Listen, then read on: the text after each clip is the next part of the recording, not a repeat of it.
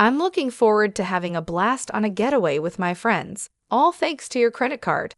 Suddenly, James called me. Lately, he's been returning home late, sneaking conversations on the phone with Sandra, and acting nervous around our place. It made me wonder if he had been planning something secretive all this time. I had my suspicions that James and Sandra were up to something together. Fortunately, I was ready for whatever they had planned. Maybe I should act shocked about it. What do you mean by yours? I asked, needing an explanation. I was already aware that James had plans to leave for a trip today. To be honest, I find it astonishing. If he thinks he can deceive me, I wish he had thought his plan through more carefully. I've been patient with everything up until now. However, today, I can't help but feel the need to seek revenge. I've always had a plan for revenge up my sleeve. It's high time we stand up to James and his sister after all the patience we've shown. I believe that by the end of today, things will start to make sense. I hope they enjoy their trip, not knowing that I have someone on the inside working with me. My name is Kelly Brooke, and I'm 36 years old, living in a house with my husband James. I jumped straight into work right after finishing high school. Thanks to some experience and a recommendation from my boss, I've earned several certifications. In my company, these certifications and a solid track record mean a lot. At about 23, I was promoted to a lead position, which was quite an achievement as I was the youngest to ever do so in my company. Even though it's just a leadership role, it's a big deal to me. I always had this quiet goal of climbing up the corporate ladder, aiming to become at least a department head someday. As time went by, the company welcomed some fresh faces, including James. Even though I'm younger than him, I held a higher position at work. My job was to train James along with 3 other newcomers, making it 3 trainees in total. Hey Kelly, we're about the same age, aren't we? And you're already a supervisor? That's amazing, James remarked, showing his surprise. Yeah, I might be a year or so younger. I've been working here since I decided to leave high school early. It's given me a lot of experience, I explained. James seemed impressed by my early career focus. He would often praise me during those days. Eventually, James began to show interest in me, and although I was hesitant at first, I found myself falling for him over time. Our relationship followed a familiar path, going out for meals, taking drives together, and eventually, we decided to move in together. Living with James, I started noticing his less meticulous habits. I thought it might be his way of showing trust, being his authentic self with me, so I tried not to let it bother me too much. After some time, James proposed and I accepted. We then sat down to talk about our future together. I'd love for you to be a stay-at-home wife, James suggested. I'll work and make money, and you can look after the house. It's the ideal setup. I also want us to start a family soon, buy our own home, and plan our wedding. I'm thinking wedding first, then buying a home, followed by kids. What's your take, Kelly? James, your plan sounds lovely, I responded. The sequence doesn't really matter to me, but we do need to think about our financial situation, especially with our savings. And I'm not planning to quit my job, even if we have kids. We could arrange our work schedules to be more flexible. I'm just worried about how we'll manage financially if we decide to buy a house. Yeah, I understand that, James admitted, but it bothers me that you earn more than me. Still, I dream about us having our own place. I was hoping we could buy a house right after we get married. That might be difficult, I pointed out, hinting at the challenges ahead. Since I already make more money than you, James, let's focus on managing our wedding and getting a house for now. We can think about having kids later and figure out what to do regarding my job at that point. All right, let's go with that plan, James agreed. Deep down, I really didn't want to leave my job, but I proposed this idea to keep things balanced. Otherwise, I feared James might keep pushing his expectations on me indefinitely. During our engagement, we threw a party that both our families attended. James's sister, Sandra, was away traveling, So our wedding was the first time I met her. She barged into the bride and groom's prep room without knocking, sized me up with a smirk, and remarked, "So this is James's choice? A bit on the simple side compared to his ex's, huh? Oh, I'm Sandra, your new sister-in-law. Just so you know, I'm pretty straightforward with family." I'm Kelly. Nice to meet you," I replied, somewhat taken aback by her bold demeanor. Sandra waved dismissively and left the room, leaving me a bit shocked by her blunt introduction. Yes, this new sister-in-law of mine was certainly a character. Later on, I met Sandra's husband, who seemed like a reasonable person in contrast.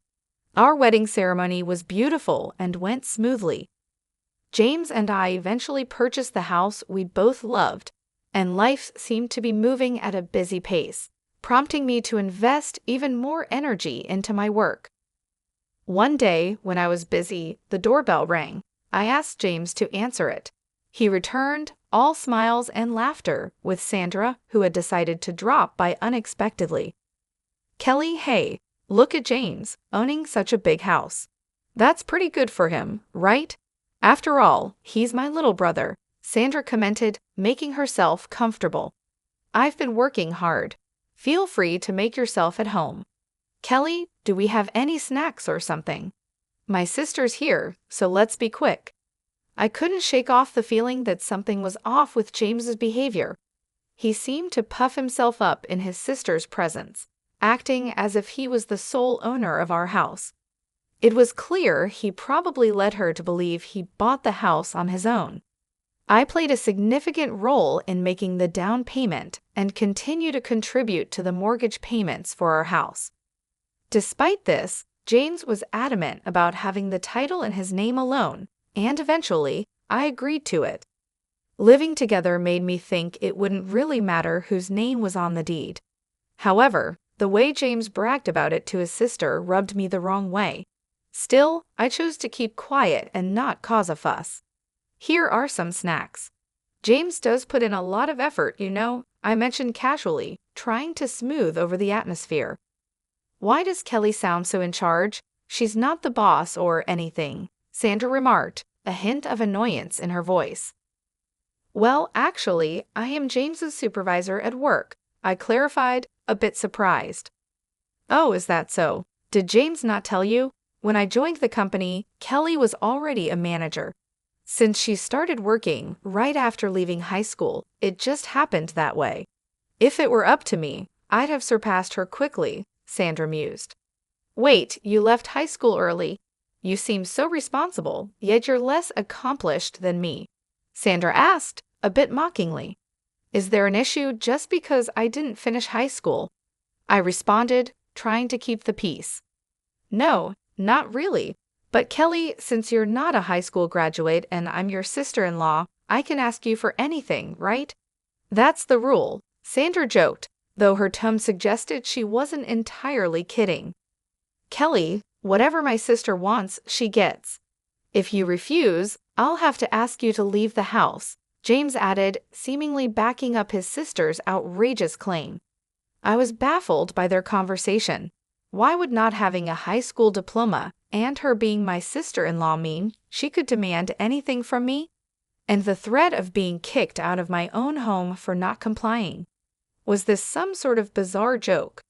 I managed a polite smile and quickly retreated to the kitchen, needing a moment to collect my thoughts.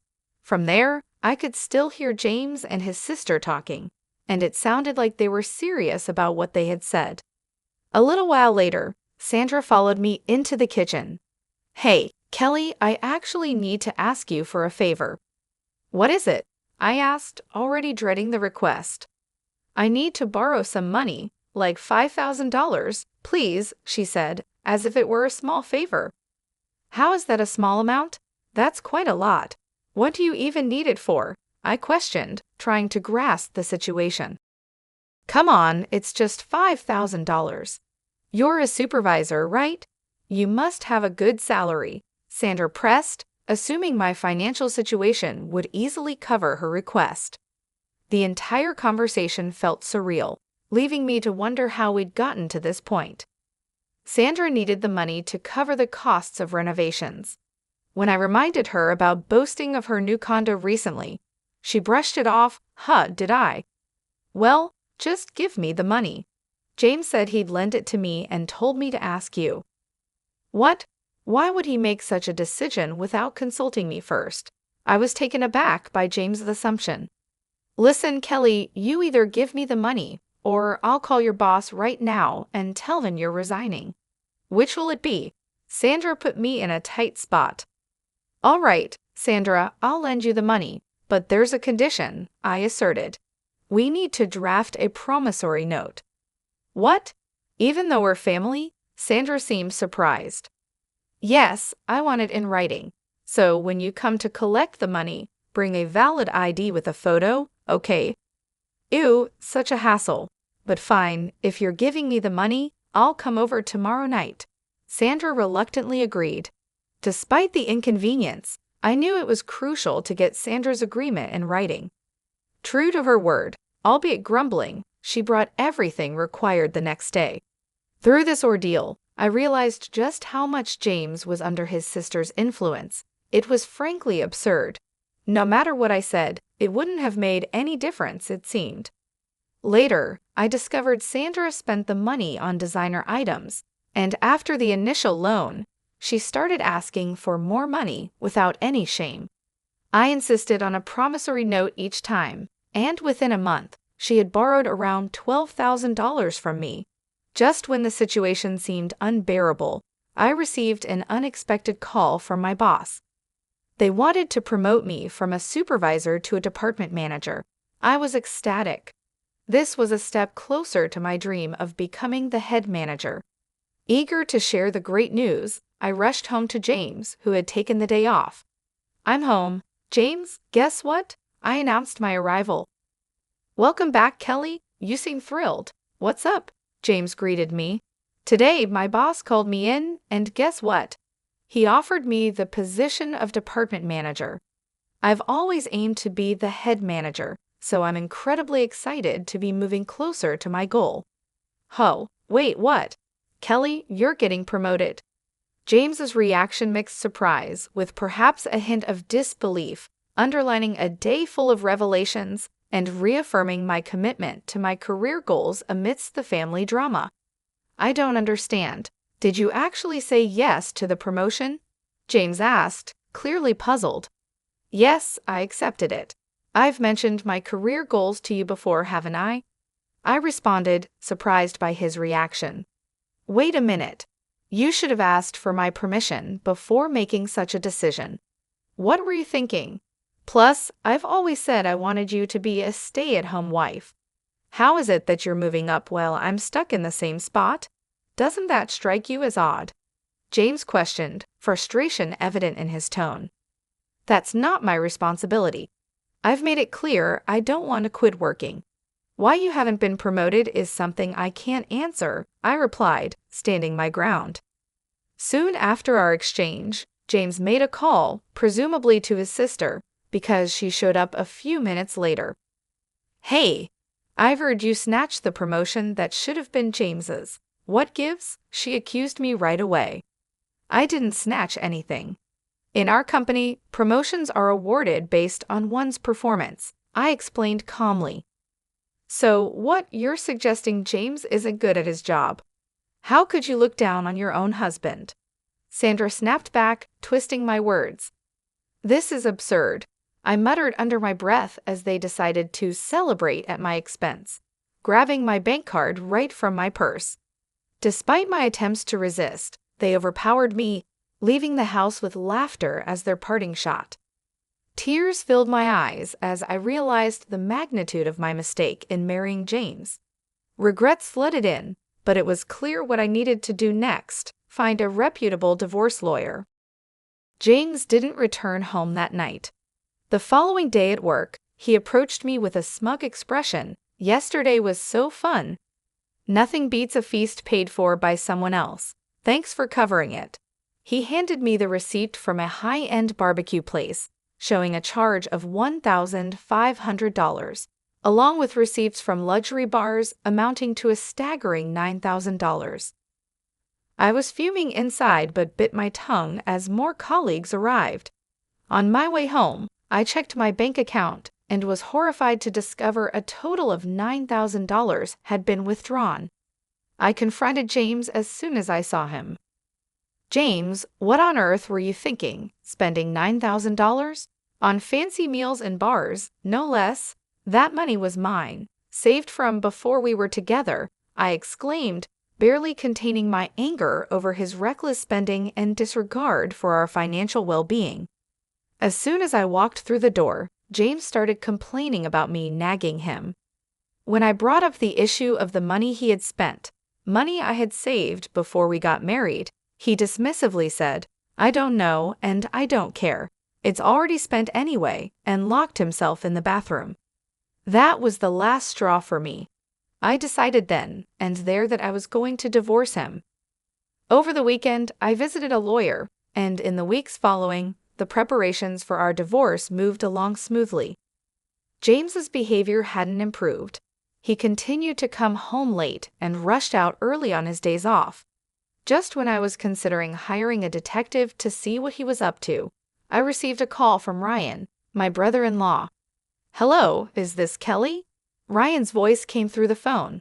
"Yes, Ryan. It's unusual to hear from you. What's up?" I replied, surprised by his call. "Well, it's been a while. I'm actually calling to ask if Sandra is with you," he said. "No, Sandra isn't here. Why do you ask?" I was curious.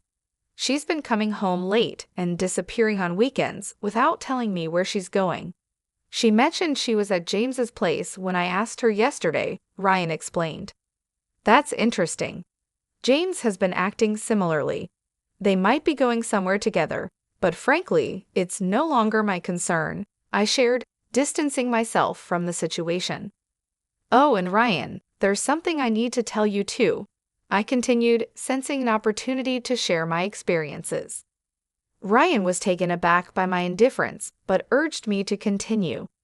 I told him everything about the money Sandra had borrowed from me, James's extravagant spending, and my decision to divorce James. Hearing all this, Ryan sighed deeply. "Is that so?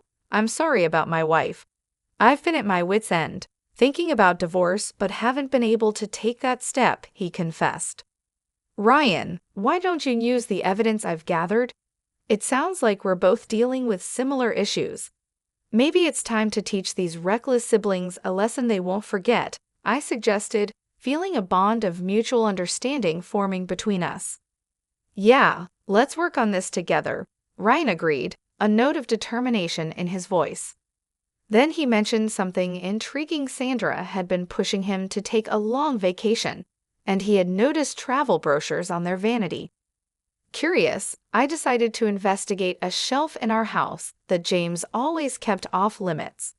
To my astonishment, I found travel brochures and club cards hidden there.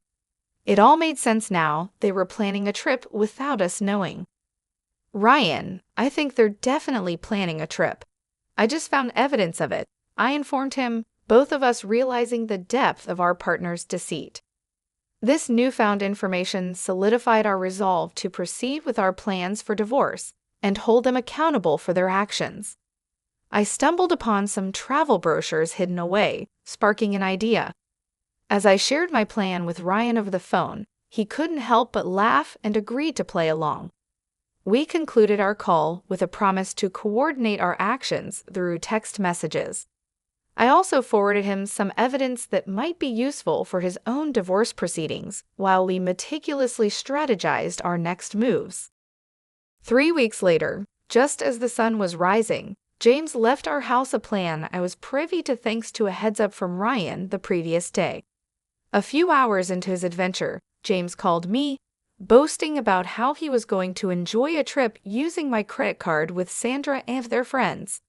His late nights and secretive phone calls had already aroused my suspicion that they were plotting something. Fortunately, I was ready for their games. Feigning surprise, I asked him to clarify.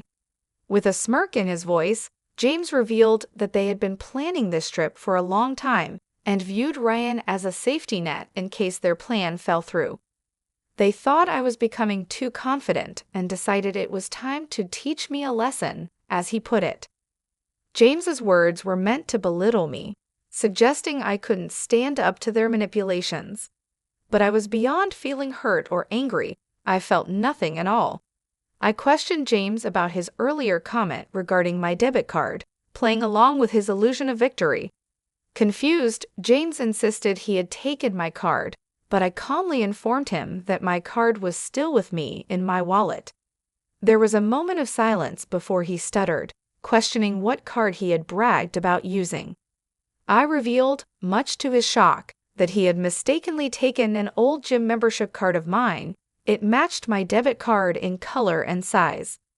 Realization dawned on James as he confirmed it did say Fitness Club on the card, and he began to question his mistake, wondering if he had mixed up the cards. Amidst this confusion, Ryan, who had been listening in on speakerphone, couldn't contain his amusement. James's grand plan to splurge on my dime had crumbled over a simple mix-up with a gym card. This blunder not only foiled their extravagant scheme, but also marked the beginning of their comeuppance, with Ryan and I ready to move forward with our plans, strengthened by the absurdity of their mistake. James was adamant he had seen his debit card, but his plan had fallen apart. "Ah, so this was Sandra and your scheme," he lamented, realizing he had been outsmarted. "I'm so disappointed. Actually, last night, I swapped your debit card with the gym membership card. It seems you didn't bother to check this morning and just took off with it," I revealed, enjoying the turn of events. What are you playing at?" James was clearly frustrated. "No, I should be asking you that. Tough break, huh? Don't get too full of yourself just because you're my stepbrother. Got it?" I countered, not letting him intimidate me. James tried to brush it off. "You'll see. We have gifts for you both when we return." "You think you can bribe us?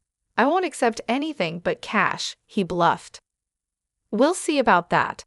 Look forward to it," I dismissed his comment, focusing on the situation at hand. "What are you going to do now?" "Oh, Kelly, can you send us some money?" James finally asked, his tone changing. I ended the call there, his message following the call, trying to threaten me with involving Ryan, only received a nonchalant "Is that so?" from me before I went back to sleep. When I woke up in the afternoon, my phone was flooded with missed calls and messages. I first called Ryan, then decided to pick up James's call. "Hey, finally, send the money, please. It's so cold, I think we're going to freeze," James pleaded. The reason for their discomfort was clear. They were in Alaska. In February, the cold there is biting, and if James and his group were complaining, it meant my plan had worked perfectly. "Really? You mentioned Ryan would help, right? Or is he not there?" I played along. "What? Do you know something?" James's confusion was evident. "Should I fill you in? Since you and Sandra decided to team up, Ryan and I did the same. It's quite simple," I explained, enjoying the irony of the situation. "Now, do you understand why I kept you on the phone for so long during that first call? It was to buy time, and Ryan, he's on his way back here on another plane." The revelation seemed to hit James hard. Our coordinated response to their scheme had left them stranded and cold, far from the luxurious getaway they had anticipated. My satisfaction came not just from thwarting their plan, but also from the solidarity Ryan and I showed in facing their deceit. As soon as I received confirmation that Ryan had boarded his flight back, I ended the call with a clear message to James. "We've joined forces to teach you a lesson. Now, find your way back on your own. See you." And with that, I hung up, eager for Ryan's return. I took this time to call my lawyer, setting up what would be our final meeting about the divorce before James and his companions could make their way back. I anticipated a confrontation upon their return and wanted to be fully prepared.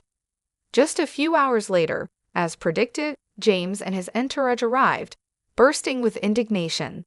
"Kelly, what the hell? You better be ready to move out. Ryan sided with you, hasn't he? Why'd you return before us? This is unbelievable. You think I'm okay with this?" Apologize now. Shut it and sit down.